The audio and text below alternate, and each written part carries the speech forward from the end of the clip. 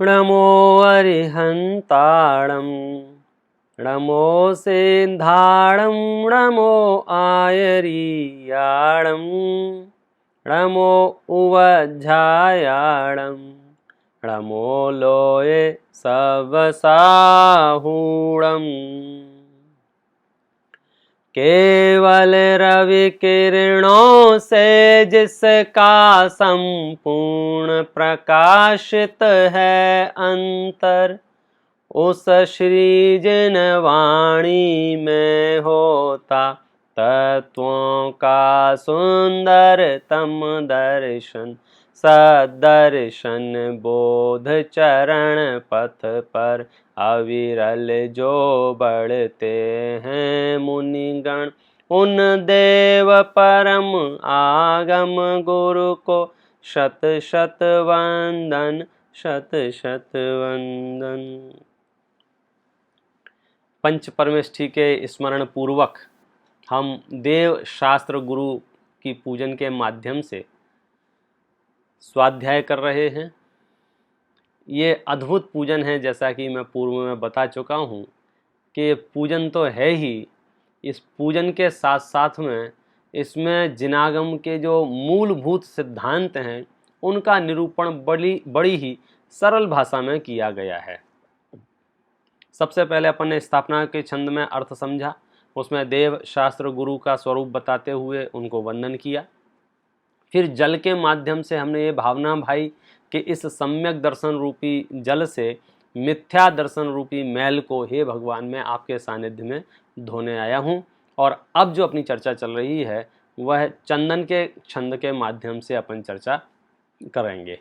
इस चर्चा को प्रारंभ करूं उससे पहले कुछ प्रश्न मुमुक्षु भाइयों ने पूछे हैं, मैं पहले उन पर चर्चा कर लेता हूं, फिर इस पर चर्चा अपना आगे बढ़ाएंगे। एक प्रश्न पूछा है शैलेश भाई डबरे नागपुर वालों ने कि आपने एक क्षेत्र अवगाह संबंध बताया, संयोग संबंध बताया, लेकिन जो भावनात्मक संबंध है ये किससे जोड़ें? देखिए, ये भावनात्मक जो शब्द है इसका अर्थ क्या है कि इस आत्मा में उत्पन्न होने वाले जितने भी विकार हैं, जितने भी इमोशंस हैं, वे सब भावना रूपी तो हैं। उसी प्रकार से हमारी जितनी भी भावनाएं उत्पन्न होती हैं उन भावनाओं के साथ में और आत्मा के साथ में जो संबंध है, वो संबंध का असली नाम जो शास्त्रों में है वो तादात्म्य संबंध है। क्योंकि मैं एक चैतन्य द्रव्य हूँ और उसमें उत्पन्न होने वाला जितना भी विकार है वो तादात्म्य संबंध के नाम से जाना जाएगा। अब बस बात इतनी सी विशेष है कि आत्मा का और विकारों के साथ में, भावनाओं के साथ में जो तादात्म्य संबंध है वो अनित्य तादात्म्य संबंध है। माने आपको घबराने की जरूरत नहीं है, गुण गुणी जैसा परमानेंट संबंध नहीं है कि ये तो अनंत काल तक मेरे साथ ही रहेंगे। ये अनित्य तादात्म्य संबंध है और आत्मा का ज्ञान के साथ, दर्शन के साथ, सुख के साथ, वीर्य के साथ, अपने सद्गुणों के साथ जो संबंध है वो नित्य तादात्म्य संबंध है। दूसरा एक प्रश्न है जो हितेश भाई गांधी मुंबई वालों ने पूछा है कि आपने कल के प्रवचनों में बताया कि मकान मैं हूँ, लेकिन ऐसा कहाँ होता है? हम तो ये कहते हैं कि मकान मेरा है। शायद आपको प्रश्न समझ में आ गया होगा। इनका प्रश्न ये है कि दुकान मैं हूँ या दुकान मेरी है, मकान मैं हूँ या मकान मेरा है, ऐसा इनका प्रश्न है। तो देखिए, जब हम संबंधों की बात कर रहे थे, एक क्षेत्रावगाह संबंध की, संयोग संबंध की, तादात्म्य संबंध की, ये तो हुए रिलेशन, और इनको हम यथावत पहचान कर हमारी मिसअंडरस्टैंडिंग क्या है या गलत फहमी क्या है या हमारी कुबुद्धि जो है ये है कि मैं एक चेतन और बाहर में जितने भी जड़ पदार्थ हैं इनके साथ में मैं चार प्रकार की मिथ्या मान्यताएं रखता हूं, और जो मिथ्यात्व का जो महल खड़ा है वो इन्हीं चार प्रकार की मिथ्या मान्यताओं के ऊपर खड़ा हुआ है। कौन सी चार प्रकार की मिथ्या मान्यताएं? एकत्व बुद्धि, ममत्व बुद्धि, कर्तृत्व बुद्धि और भोक्तृत्व बुद्धि। थोड़ी सी चर्चा इन पर अपेक्षित है अगर इस विषय को आपको गहराई से समझना है तो। और अपनी जो पंक्ति का अर्थ चल रहा है, जड़ चेतन की सब परिणति प्रभु अपने अपने में होती है, उसकी भी इसमें व्याख्या बहुत अंतर्निहित है। देखिए, चार प्रकार की जो मिथ्या बुद्धि हैं, इनका मतलब क्या है? एकत्व, ममत्व, कर्तृत्व और भोक्तृत्व। एकत्व का मतलब है ये मैं हूं ऐसी मान्यता, पर मैं हूं ऐसी मान्यता एकत्व मिथ्या बुद्धि है। पर मेरा है ऐसी मिथ्या मान्यता ममत्व बुद्धि है। मैं पर का करता हूं ऐसी मिथ्या मान्यता कर्तृत्व बुद्धि है। और मैं पर का भोगता हूं ऐसी मिथ्या मान्यता भोक्तृत्व बुद्धि है। तो ये जो चार प्रकार की बुद्धियां जो हैं, अब इसमें हमें लगता तो ऐसा ये अलग अलग हैं। असली बात यह है, इन सब के अंदर मिथ्यात्व का जहर व्याप्त है। मिथ्यात्व का जहर व्याप्त है मतलब कि एक प्रकार की भी मिथ्या बुद्धि आपके पास अगर है तो बाकी की तीन मिथ्या बुद्धियां होंगी ही होंगी, चाहे वो आपकी पकड़ में आए या नहीं आए। देखो, भाषा में और भावों में बहुत अंतर होता है। जैसे मैं आत्मा हूं और ये शरीर जड़ है, ठीक है, लेकिन एकत्व नाम की जो मिथ्या बुद्धि जो मेरे अंदर है, वो क्या कहती है कि मैं और शरीर एक ही हूं। तो हम व्यवहार भी वैसे ही करते थे हैं, मैं ही आत्मा, मैं ही शरीर हूं। अब मैं ही शरीर कहते ही क्या हुआ कि आत्मा और शरीर को एक में कर दिया। अब क्या होगा कि अब जो जो कार्य शरीर में होंगे, उन समस्त कार्यों को मैं आत्मा का कहूंगा क्या, मानूंगा। जैसे शरीर गर्म हो जाए तो मैं कहूंगा मुझे बुखार आ रहा है। शरीर ठंडा हो जाए तो कहूंगा मैं ठंडा हो रहा हूं। सर दुखने लग जाए तो मेरा सर दुख रहा है। और इसको मेरा शब्द तो आपको ऐसा लगा ना द्वैत है, मैं की बात कर रहा हूं ना। मैं शरीर काला हो जाए तो क्या कहेगा, मैं काला हो गया। शरीर गोरा हो जाए तो क्या कहेगा, मैं गोरा हो गया। शरीर मोटा हो जाए तो क्या कहेगा, मैं मोटा हो गया। शरीर पतला हो जाए तो क्या कहेगा, मैं पतला हो गया। शरीर से उठा नहीं जाए तो क्या कहेगा, अब मेरे से उठा नहीं जाता है। शरीर से बैठा नहीं जाए तो क्या कहेगा, अब मेरे से बैठा नहीं जाता है। शरीर से लेटा नहीं जाए तो क्या कहेगा, अब मुझसे लेटा नहीं जाता है। देखो, घटनाएं घटित हो रही हैं शरीर में, और कह कौन रहा है, मान कौन रहा है, आत्मा। ये एकत्व नाम की मिथ्या बुद्धि का कमाल है कि मैं आत्मा को और शरीर को अलग अलग मानता ही नहीं हूं। तन उपजत अपनी उपज जान, तन नशत आपको नाश मान। आप समझ लीजिए क्या हालत होती है मिथ्या दृष्टियों की। वही होती है जो हम और आपकी हो रही है, क्योंकि मैंने शरीर और आत्मा को एक ही मान लिया है। तो इस शरीर और आत्मा के साथ तो एकत्व बुद्धि होती है, क्योंकि शरीर मैं हूं। अब मेरा अगला प्रश्न यह है कि मेरा और शरीर के साथ में तो एकत्व बुद्धि होगी, क्योंकि मैं मानता हूं शरीर मैं हूं। ये मिथ्या बुद्धि की चर्चा हुई। दूसरा प्रश्न जो है, उससे जो प्रश्न उत्पन्न हुआ है कि मकान, दुकान, रुपया पैसा, सोना चांदी, इनके साथ में मैं क्या मानता हूं कि मकान मैं हूं या मकान मेरा है, दुकान मैं हूं या दुकान मेरी है, रुपया पैसा सोना चांदी मैं हूं या रुपया पैसा सोना चांदी मेरे हैं। तो मैं इसमें बहुत संक्षेप से आपसे कहना चाहूंगा कि हम कहते तो ये हैं कि ये मेरे हैं, और मानते ये हैं कि ये मैं हूं। क्या बात कर रहे हो, ऐसा कहां होता है? अरे ऐसा ही होता है, मैं आपको प्रमाण देता हूं। कई बार आपने सुना होगा, दुकान लुट जाए तो ये क्या बोलता है, मैं तो लुट गया। कौन लुटा है? दुकान। बोल कौन रहा है? दुकान बर्बाद हो जाए तो क्या कहता है, मैं बर्बाद हो गया। बर्बाद कौन हुआ है? दुकान। भाई साहब बोलता है मेरी दुकान, मानता तो यही है कि मैं ही दुकान। मैं आपसे पूछता हूं,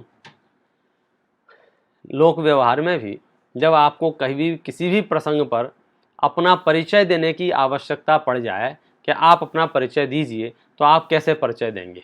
बताइए, अपने बारे में कुछ बताइए। तो आप अपने बारे में क्या बताएंगे? सबसे पहले नाम बताएंगे। तो भाई नाम किसका है? ये शरीर का नाम है। यानी आप समझ गए, मैं ही शरीर हूं, ये मान के ही तो परिचय दे रहे हैं।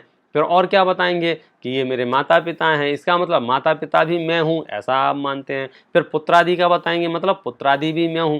फिर दुकान, मकान, रुपया पैसा, सोने चांदी, मेरी 3 फैक्ट्री वहाँ है, 4 मकान वहाँ, ये सब परिचय में आप देंगे। मेरे पास 5 गाड़ियां हैं। तो इन सब संयोगों के प्रति आप शब्द व्यवहार तो करेंगे गाड़ी मेरी है, लेकिन हकीकत यह है आप मानते हैं कि गाड़ी ही मैं हूं। गाड़ी नष्ट हो जाए तो ऐसा लगे जैसे मैं ही नष्ट हो रहा हूं। अभी 2-4 साल पहले वो केदारनाथ में बाढ़ नहीं आई थी बहुत ज़्यादा, उस समय टीवी पे दिखा रहे थे, एक आदमी की गाड़ी पानी में बह गई, अब उससे रहा नहीं गया, वो नई गाड़ी लेके आया था उद्घाटन के लिए और वो भी कूद गया साथ में। क्यों? क्योंकि वो समझ रहा है अब गाड़ी के नहीं रहने पर मैं कैसे रहूँगा। यानी अपनी सत्ता उस गाड़ी की सत्ता के आश्रय से मानता है, अर्थात गाड़ी को और अपने आप को एक मानता है, अलग है ही नहीं। अलग होते तो इसकी शक्ल बता देती। जब आप अपने घर में घुसते हो, आप नया घर खरीदते हो, नई गाड़ी बनाते हो, जो कुछ भी है, लोग आते हैं और बड़े मुस्कुरा के कहते हैं ये दरवाजा बहुत बढ़िया लग रहा है। मुझे ये बताओ, उस दरवाजे की प्रशंसा होने पर मुस्कुराहट किसके चेहरे पे आती है? दरवाजे के चेहरे पे मुस्कुराहट आती है या आपके चेहरे पे मुस्कुराहट आती है? क्यों? क्योंकि दरवाजे की तारीफ ही तो मेरी तारीफ है। मैं और दरवाजा कोई अलग अलग नहीं हूं। जब घर में घुसता है, ये बिल्डिंग, अलमारी बहुत बढ़िया है और ये फ्रिज बहुत बढ़िया है, ये कूलर बहुत बढ़िया है, जिन जिन पदार्थों की वो प्रशंसा करता है और जैसे जैसे वो प्रशंसा करता है वैसे वैसे एकदम हम और आप फूल के कुप्पा हो जाते हैं। क्यों? क्योंकि उन पदार्थों को और अपने आप को हम भिन्न मानते ही नहीं है। समझना इस बात को। और उल्टा भी ऐसा ही है, यदि कोई निंदा करे, यदि कोई बुराई करे तो हम मायूस हो जाते हैं।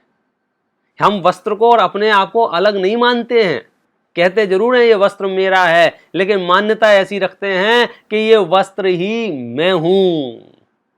तभी तो वस्त्र की तारीफ होने पर हम प्रसन्न हो जाते हैं और वस्त्र की निंदा होने पर हमारा मुंह लटक जाता है। इसलिए इनमें आप शब्दों में उलझे बिना आप ये समझ लीजिए, मिथ्या दृष्टि पर पदार्थों के प्रति अपनापन स्थापित करता है, अर्थात अपनी सत्ता का नाश करके पर सत्ता को स्वसत्ता मानता है। कठिन तो नहीं हो गया सर इसको भाषा थोड़ी सी?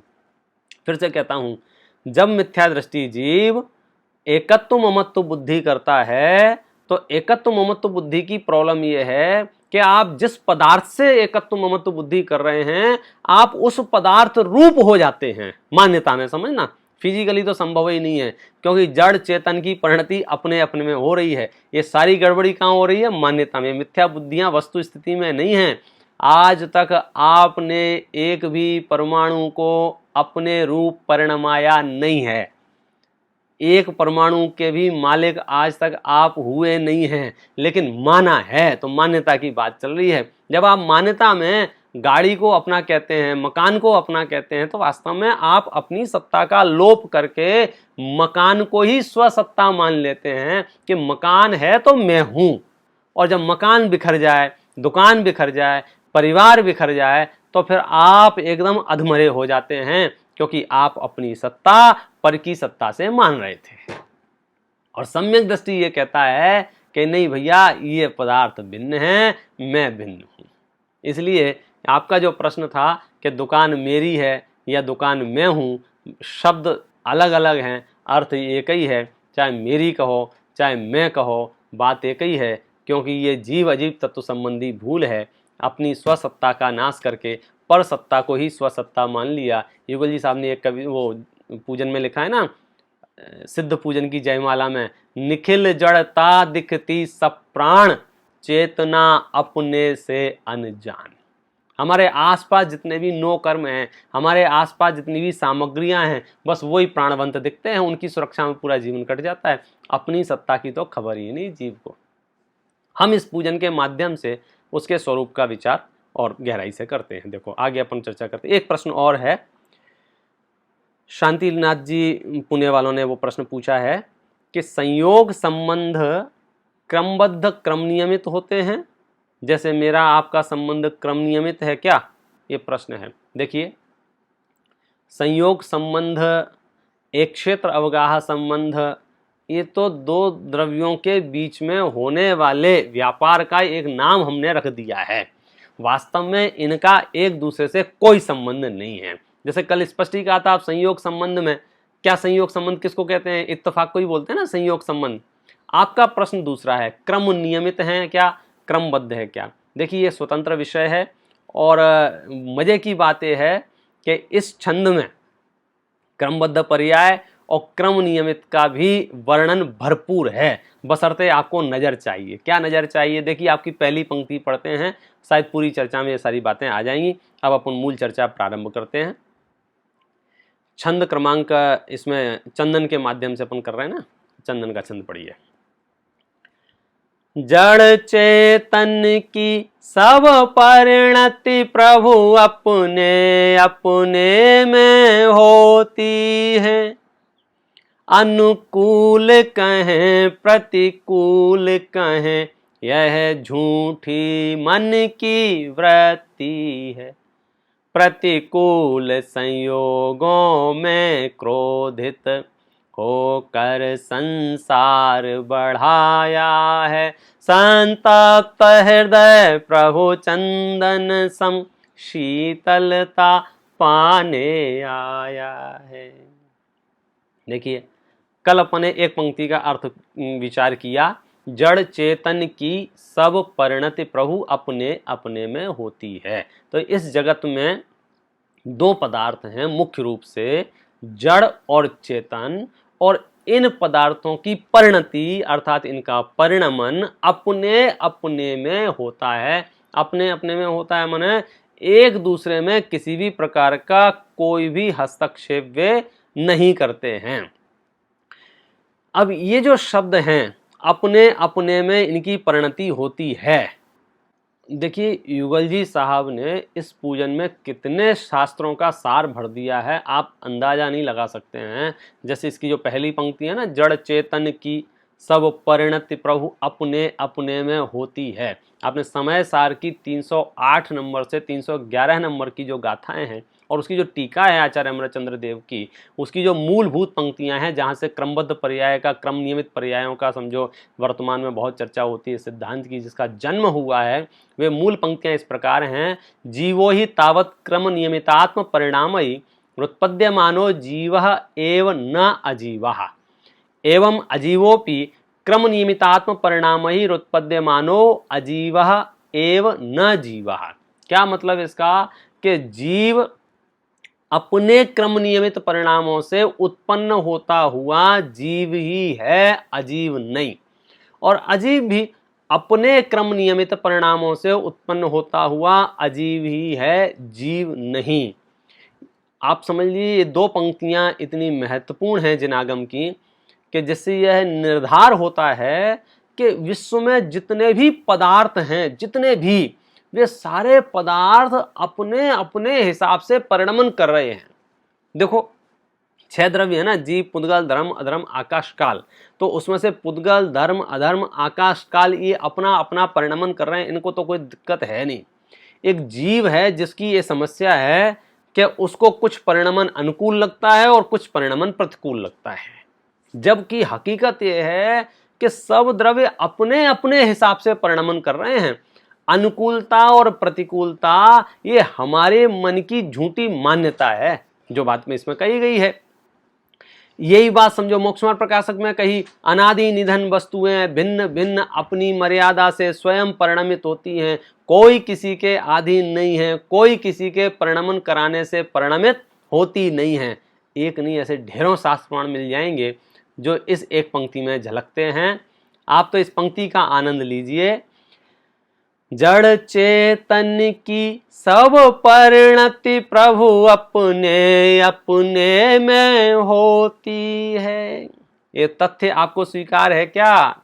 यदि ये तथ्य स्वीकार हो तो फिर मैं अगली बात बताता हूं, कौन सी?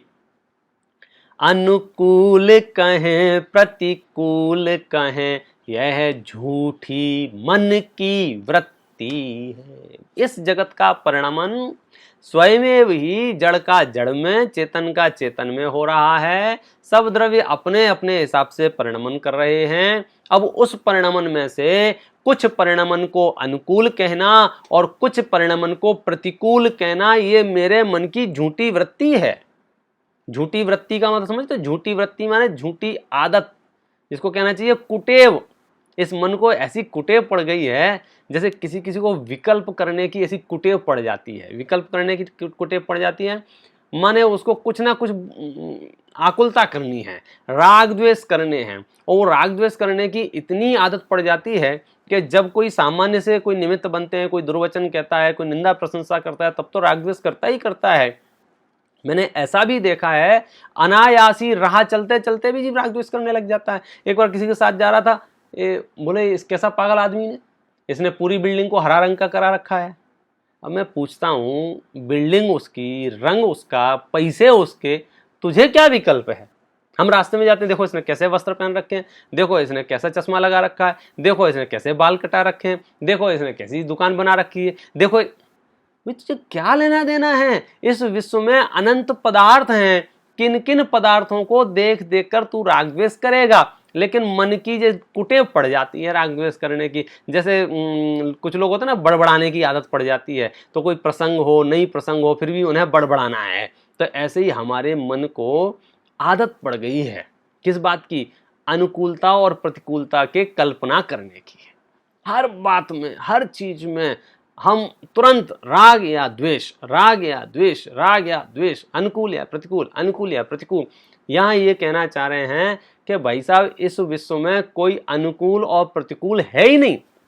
अच्छा, क्या समस्या है अनुकूलता प्रतिकूलता मानने से? कि समस्या ये है कि जैसे ही मैं दो विभाग कर देता हूं, एक अनुकूलता का और प्रतिकूलता का, कुछ को प्रतिकूल कहने लगता हूं, कुछ को अनुकूल कहने लगता हूं, तो जब प्रतिकूल कहने लगता हूं तो क्या होता है? प्रतिकूल संयोगों में क्रोधित होकर संसार बढ़ाया है। जैसे ही मेरे मन ने कहा कि ये संयोग प्रतिकूल है, तो सिर्फ मात्र कहने भर की बात नहीं है, और उस प्रतिकूलता के निमित्त से आपको कितने राग द्वेष होंगे। जैसे ही आपने कहा ये अनुकूल है, अब उसके निमित्त से आपको कितने राग द्वेष होंगे। देखो,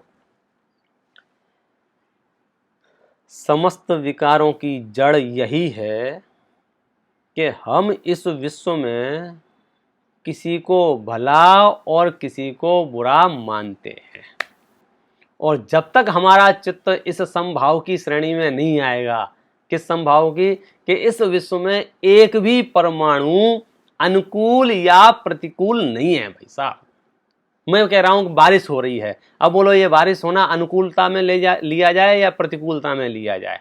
अब आप कहोगे इतनी गर्मी पड़ रही है तो बारिश हो जाए तो बहुत अनुकूल है। लेकिन उससे पूछो जिसके बड़ी पापड़ छत पे सूख रहे हो, उससे पूछो जिसने मटके अभी अभी बना के रखे हैं, कच्चे मटके रखे हुए हैं, बारिश हो गई, उससे पूछो जो किसान बस फसल काटने ही वाला है, इतने में बारिश हो गई, वो काट नहीं पा रहा है, उससे पूछो, तो आप कहोगे भाई साहब बारिश तो अपने हिसाब से ही हुई है, किसी को अनुकूल है और किसी को प्रतिकूल है। और खास बात यह है कि ये अनुकूलता, ये प्रतिकूलता हमारे मन की कल्पना है, और सारा का सारा क्रोध, आवेग, गुस्सा, फ्रस्ट्रेशन, डिप्रेशन, टेंशन, जितने भी वर्ड हैं ना आपके थकाने वाले, ये सारे के सारे इस मिथ्यात्व की देन हैं, इस उल्टी मान्यता की देन है कि हम विश्व के कुछ पदार्थों को भला और कुछ पदार्थों को बुरा मान लेते हैं, और हम आर्त ध्यान रौद्र ध्यान के घोड़े पे सवार हो जाते हैं। कभी हा ठी ठी, कभी हा हाया है काएं काएं, कभी हा ठी ठी, कभी हाया है काएं काएं।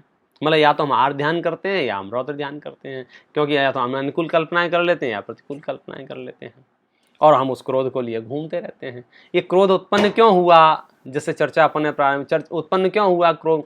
क्यों क्रोध की उत्पत्ति का कारण ही ये है कि हमने ये विभाग किया कि ये कार्य, ये घटना, ये बात मेरे अनुकूल नहीं है, जबकि वो घटना, वो बात, वो जो कुछ भी है वो उसकी उसमें हुई है ना।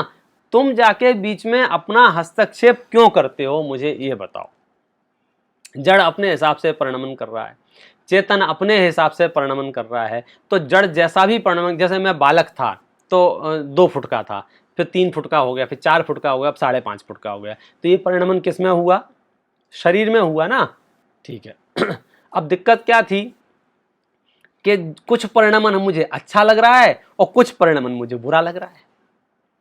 जब मेरा वजन बढ़ रहा था, जब मेरी ताकत बढ़ रही थी, जब मेरा रूप सौंदर्य बढ़ रहा था तो मुझे अच्छा लग रहा था, अब घट रहा है तो मुझे बुरा लग रहा है। मुझे ये बताओ, तुम अच्छा बुरा जो भी लग रहा है अपनी जेब में रखो, शरीर क्या करे? शरीर अपने क्रम, नियमित क्रम में चल रहा है कि नहीं चल रहा है? आप कल्पना करो, चलो ठीक है, हम आपका बुढ़ापा रोक देते हैं, इसका मतलब आप समझे क्या होगा? फिर आपके बच्चे बड़े नहीं होंगे, फिर उनके बच्चे तो होंगे ही नहीं। मतलब हम क्या चाहते हैं, कल्पनाएं कर करके सारा संसार अव्यवस्थित करना चाहते हैं और कुछ नहीं करना चाहते हैं। और खैर तुम्हारे सोचने से वो अव्यवस्थित होगा नहीं। तो शरीर तो जन्म क्षण से लेकर के अपने हिसाब से परिणमन करता जा रहा है, करता जा रहा है, करता जा रहा है, करता जा रहा है। हम उसमें से कुछ अनुकूल और कुछ प्रतिकूल की कल्पनाएं कर लेते हैं। सच बात यह है, परिणमन को परिणमन रहने दो, उसमें अनुकूलता प्रतिकूलता की टोपी मत पहनाओ, तो आपको कोई परेशानी नहीं होगी। और जैसे ही आपने अनुकूलता प्रतिकूलता का टीका लगाया तो आपकी आत्मा क्रोध से भर जाएगी। हर घर में, हर परिवार में, हर सदस्य में आप बारीकी से देखोगे ना, जो अध्यात्म की गहरी चर्चाएं भी करने वाले लोग हों और शास्त्रों को समझने वाले भी हों, ले देके बात वहां अटक जाती है कि यार हमारा क्रोध तो जाता ही नहीं है, हमारा गुस्सा तो जाता ही नहीं है, हमारी कषाएं तो कम होती ही नहीं है। कि सुनो, अपनी आत्मा से पूछो। क्या पूछें? कि तुम जो बात कह रहे हो उसको अपने किस श्रद्धांत तक ले जा पा रहे हो। नहीं समझ में आया? सिंपल मेथड इतना सा था, जैसे शरीर के संबंध में कहा कि अपने स्वकाल में परिणमन कर रहा है, वाणी के संबंध में कहा अपने स्वकाल में परिणमन कर रहा है, मन के संबंध में कहा कि अपने स्वकाल में परिणमन कर रहा है। हर द्रव्य अपने अपने काल में परिणमन कर रहा है। मुझे ये बताओ, यहाँ क्रोध करने की क्या आवश्यकता है? क्रोध करने की आवश्यकता कम महसूस होती है कि ऐसा होना चाहिए और ऐसा नहीं होना चाहिए। और हम इतने कमजोर हैं, इतने कमजोर हैं, कमजोर कहें या समझो आदत खराब हो गई हमारी क्रोध करने की। हम क्रोध भी करते हैं और बाद में उस क्रोध को कुतर्कों के माध्यम से जायज ठहराते हैं। जायज ठहराते हैं माने ये कहते हैं कि भाई साहब, हम क्रोध जरूरी था, यदि मैं क्रोध नहीं करता तो कैसे काम चलता। मैं आपसे पूछता हूं, जैसे आपने समझो क्रोध किया और मैं आपसे पूछूंगा क्रोध क्यों किया, तो आपके पास जेन्युइन कारण होगा। क्या कारण होगा? कि इसने मुझे दुर्वचन कहा इसलिए मैंने क्रोध किया, इसने मुझे गाली दी इसलिए मैंने क्रोध किया। जबकि हकीकत बात ये नहीं है। अब बात आगे की चल रही है, ऐसा समझना ध्यान से। किसी के दुर्वचन कहने से क्रोध आता है ऐसा नहीं है, किसी के दुर्वचन कहने से क्रोध उत्पन्न होता है ऐसा नहीं है, किसी के दुर्व्यवहार करने से क्रोध उत्पन्न होता है ऐसा नहीं है। क्योंकि किसी के दुर्वचन दुर्व्यवहार करने से क्रोध उत्पन्न होता हो तो हमारी जो मुनिराजों की परंपरा है, जिन्होंने इतने उपसर्ग और परिसह सहजता से सहन किए हैं, बताओ उनकी प्रतिकूलताएं कम थी क्या? यशोधर मुनिराज के गले में सर्प डाला तो उन्हें बोलो गुस्सा आनी चाहिए कि नहीं आनी चाहिए? जब आपसे कोई कुछ नहीं कह रहा है तब तो आपको गुस्सा आती ही नहीं है। लेकिन बात यह है कि जब कोई दुर्वचन कहे तब भी आनी चाहिए कि नहीं आनी चाहिए? कि तब तो आनी चाहिए, बस यही गड़बड़ है।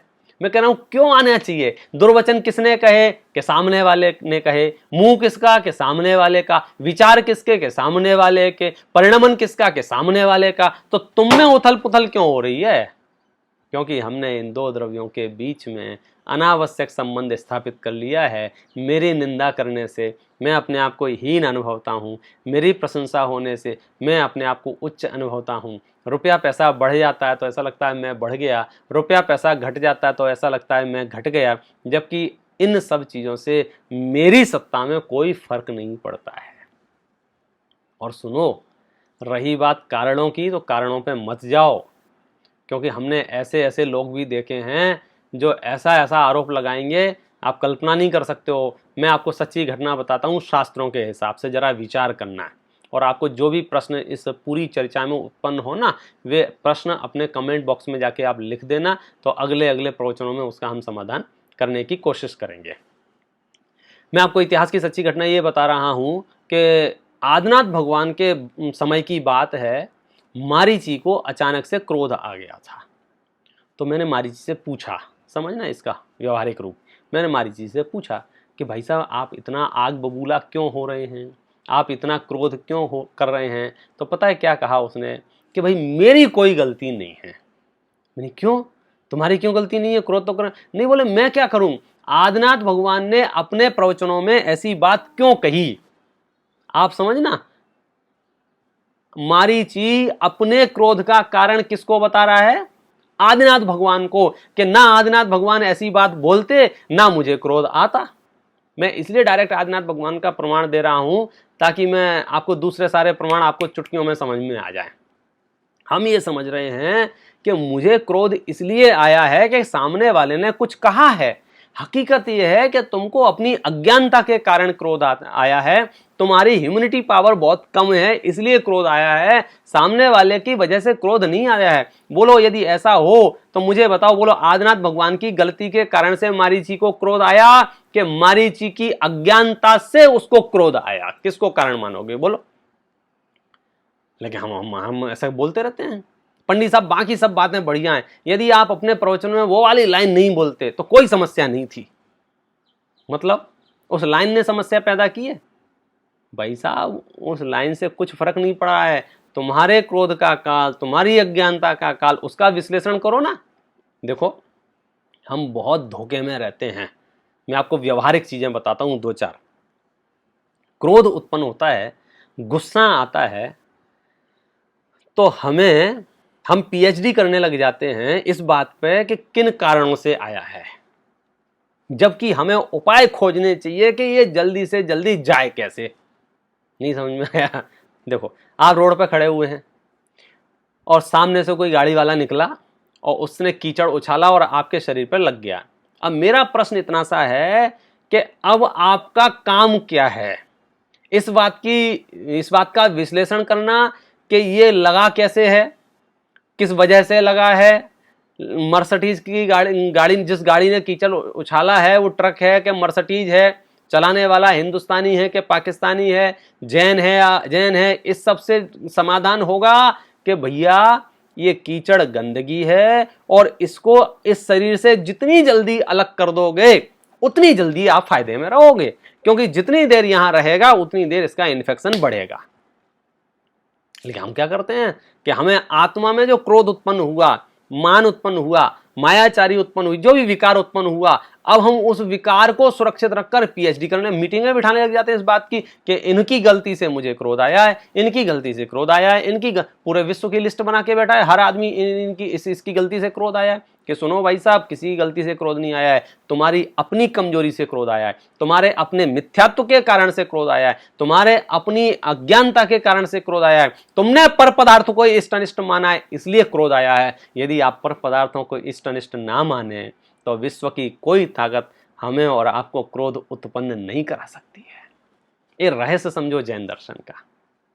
लेकिन हम तो आदत पड़ गई ना आरोप करने के, दूसरों पे आरोप डाल दो तो अपने आप को कलेक्टर समझते हैं।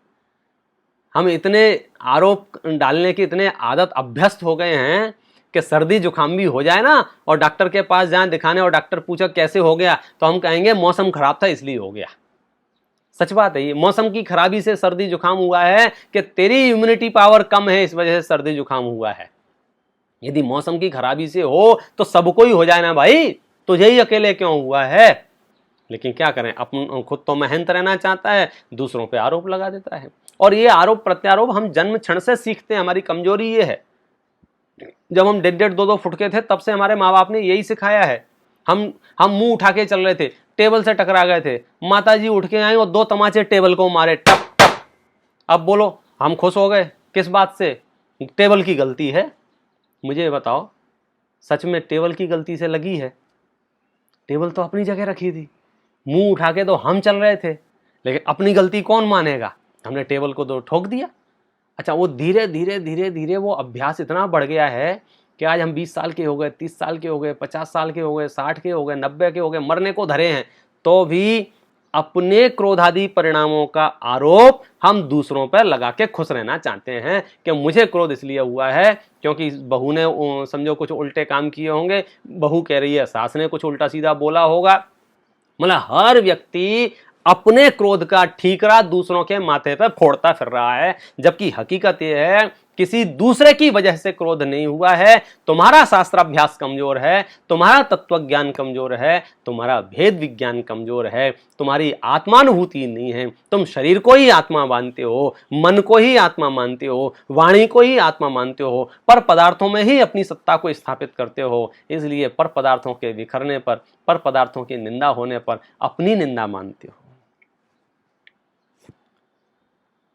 इतना सरल है यह जैन दर्शन, और हमने इतना कठिन बना दिया इसको। कारण हम अपनी गलती नहीं मानना चाहते हैं और इलाज करते हैं वो दूसरा करते हैं। क्योंकि जब हमने देखो पहला घड़ा उल्टा रख दे ना, सारे घड़े उल्टे रखे जाएंगे। जब हमने कह दिया कि दूसरे की वजह से क्रोध आया है, तब मैं इलाज भी किसका करूंगा, अपना के दूसरे का? दूसरे का करूंगा। हम मीटिंग उठाएंगे, उसको ठीक करो, उसको ठीक करो, उसको ठीक करो, उसको पूरे गांव को ठीक कर दो, फिर मुझे क्रोध नहीं आएगा, और ये संभव नहीं है।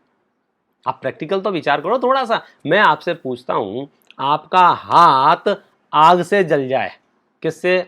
आग से, ठीक है ना। बच्चे को पता है कि आग से हाथ जला है। मुद्दा ये है, अब जो दवाई जो है, मरहम जो है, वो आग के ऊपर लगाएं कि हाथ के ऊपर लगाएं? आप बता दो। तो आप क्या कहोगे? हाथ के ऊपर लगाना चाहिए ना। ऐसे ही मेरी आत्मा में क्रोध उत्पन्न हुआ है, सामने वाली आत्मा की वजह से हुआ है। चलो मान लिया है, नहीं मान लिया, सामने वाले की आत्मा की वजह से हुआ है। अब तत्व ज्ञान किसे पिलाया जाए, अब दवाई किसे लगाई जाए, सामायिक किसका कराया जाए, प्रतिक्रमण प्रायश्चित किसका कराया जाए, अपराध बोध किसको कराया जाए, स्वच्छता अभियान कहाँ चलाया जाए, समझाया किसको जाए? जिसको क्रोध हुआ है उसको समझाया जाए, या जिसकी वजह से हुआ है उसको समझाया जाए? पूरी दुनिया जिसकी वजह से हुआ है उसको समझाने पे लगी हुई है। मैं कहना चाह रहा हूं, छोड़ दो, वजह पे मत जाओ। आज रामलाल की वजह से क्रोध आता है, कल श्यामलाल की वजह से क्रोध आएगा, परसों रामू की वजह से, श्यामू की वजह से, टीपू की, मतलब आपको ढेरों नाम हो सकते हैं, अलग अलग निमित्तों से क्रोध आ सकता है। आप एक काम करो ना, इस क्रोध नाम की बीमारी को ही जड़ से निकाल के फेंक दो। सम्यक दर्शन नाम का एंटीवायरस डलवा लो, तो मिथ्यात्व नाम का वायरस तुम्हारे अंदर आएगा ही नहीं। तो परिस्थितियां कितनी ही विषम क्यों ना हो जाएं, फिर क्रोध उत्पन्न नहीं होगा, क्योंकि फिर मैं पर पदार्थों को इष्ट अनिष्ट मानना छोड़ दूंगा। लेकिन हम क्या करें? एक एक विकार आप उसका विश्लेषण कीजिए। हम विकारों को पाल के रखते हैं, संभाल के रखते हैं। भाई साहब, ये रखने लायक चीज नहीं है, छोड़ने लायक चीज है। और ये कब छूटेगी? जब हमारी बात ये समझ में आ जाए। अगर इस चंदन वाले छंद की एक पंक्ति आपको समझ में आ गई तो विकार आपको उत्पन्न हो ही नहीं सकता है। स्टार्ट करो आप पंक्ति को बोलना, आपको समझ जाना, फिर आप विकार करके बताओ मुझे। जड़ चेतन की सब परिणति प्रभु अपने अपने में होती है। जब जड़ की परिणति जड़ में होती है, चेतन की परिणति चेतन में होती है, अनुकूल कहें प्रतिकूल कहें, यह झूठी मन की वृत्ति है। ये सब झूठी कल्पना है भाई साहब। किसी परिस्थिति को अनुकूल कहना और किसी परिस्थिति को प्रतिकूल कहना। और हम क्या कर रहे हैं? वो अनुकूल प्रतिकूल कहते होकर प्रतिकूल संयोगों में क्रोधित होकर संसार बढ़ाया है। जब से पैदा हुआ हूं मैंने क्या किया है? संसार बढ़ाया है। संसार बढ़ाया है माने, संसार किसको कहते हैं? संसरणम करोति स संसारः, कि जो संसरण करता है, जन्म मरण करता है, भाव मरण करता है, पुनः पुनः कषायों को उत्पन्न कर करके नया कर्म बंधन बांधते रहते हैं। इस तरह से संसार बढ़ता रहता है। पिछले जन्म का इस जन्म में काट रहे हैं और इस जन्म इतना इकट्ठा कर रहे हैं, न जाने कितने जन्मों में काटेंगे। इसलिए यदि आप सच में देवसा गुरु की आराधना करना चाहते हैं, सच में आपको वीतरागी धर्म मिल गया है, अब आप घोषणा कर दो, इस विश्व में मेरा कोई शत्रु नहीं है, कोई मित्र नहीं है। क्योंकि जो शत्रु और मित्र ने जो परिणमन किया है, अपने अपने में होती है। उसको अनुकूल कहना प्रतिकूल कहना भाई साहब भारी काम है। सच्चे सम्यक दृष्टियों के पास, सच्चे जैनियों के पास शत्रु मित्र की कोई लिस्ट नहीं होती है भाई साहब। जैनियों की जिंदगी अस्पतालों और अदालतों में नहीं निकलती है, क्योंकि उसका खान पान इतना शुद्ध है, अस्पतालों से बचा रहता है, और मानसिक स्थिति इतनी व्यवस्थित है कि वो अदालतों से बचा रहता है। भाई ज्यादा से ज्यादा क्या होगा? अदालत क्यों जाना पड़ता है? हमको ये भ्रम हो जाता है कि हमारी चीज सामने वाले ने ले ली है, इसलिए हमको वापस लेने के लिए अदालत जाना पड़ता है। हम ये कह रहे हैं कि कोई इस विश्व में हमारा कुछ है ही नहीं, एक परमाणु हमारा नहीं है, मेरा भाई पूरी संपत्ति मेरे से ले ले तो भी हम अदालत नहीं जावे। क्या करोगे फिर? देखेंगे, जो कर्म कराएगा वो देखेंगे। आज तक हमने क्या किया, किया क्या है हमने? एक चवन्नी तो लेके नहीं आए थे, नग्न जन्म लिया है ना हम और आप सब ने। और जितनी भी परिस्थितियां संयोग दिख रहे हैं ये सब बोनस है ना, एक्स्ट्रा है ना। हम क्या लेके आए थे? यही पड़ा मिला है ना। और दूसरी बात, यही पड़ा छोड़ जाएंगे ना तो ये 10-20-30 साल के लिए आपाधापी नहीं भैया। अब तो मुझे देव शास्त्र गुरु मिल गए हैं, मैं तो इनकी आराधना में, मैं तो इनकी भक्ति में, मैं तो इनके चरणों में अपना जीवन काटना चाहता हूं, क्योंकि ये विश्व के सर्वोच्च देवता हैं, ये वीतरागी हैं, ये सर्वज्ञ हैं, ये हितोपदेशी हैं, और ये जिन सिद्धांतों का निरूपण करते हैं वे सिद्धांत मेरे जीवन को मंगलमय कर देते हैं। देखो, प्रतिकूल संयोगों में क्रोधित होकर संसार बढ़ाया है। प्रतिकूल प्रतिकूल क्या अनुकूल और क्या प्रतिकूल। अंतिम पंक्ति, संतप्त हृदय प्रभु चंदन सम शीतलता पाने आया है। ये चंदन के माध्यम से, ये प्रतीकात्मक द्रव्य हैं, इनके माध्यम से मैं चैतन्य की शीतलता पाना चाहता हूं। और वो शीतलता कैसी है? वो शीतलता सम्यक दर्शन रूप है, वो शीतलता भेद विज्ञान रूप है। समय सार नाटक में लिखा है, भेद विज्ञान जग्यो जिन के घट शीतल चित्त भयो जिमि चंदन। जिनके अंदर में भेद विज्ञान प्रकट हो जाता है उनका चित्त चंदन के समान शीतल हो जाता है। भेद विज्ञान जग्यो जिन के घट शीतल चित्त भयो जिमि चंदन। केली करें शिव मार्ग में जग माहि जिनेश्वर के लघु नंदन। सत्य स्वरूप सदा जिनके प्रगट्यो अवदात मिथ्यात्व निकंदन।